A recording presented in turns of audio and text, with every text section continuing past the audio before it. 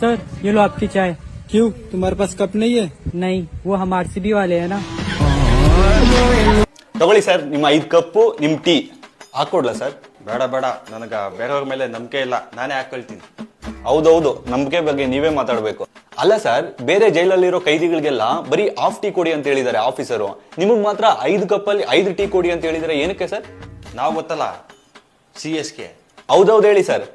IPL ಅಲ್ಲಿ ಅಂಪೈರ್ಗಳ ಜೊತೆ fixing ಮಾಡ್ಕೊಂಡವರು ಇನ್ ಜೈಲಲ್ಲಿರೋ ಆಫೀಸರ್ಗಳ ಜೊತೆ ಫಿಕ್ಸಿಂಗ್ ಮಾಡ್ಕೊಂಡೋದು ನಿಮ್ಗೆ ದೊಡ್ಡ ವಿಷಯನ?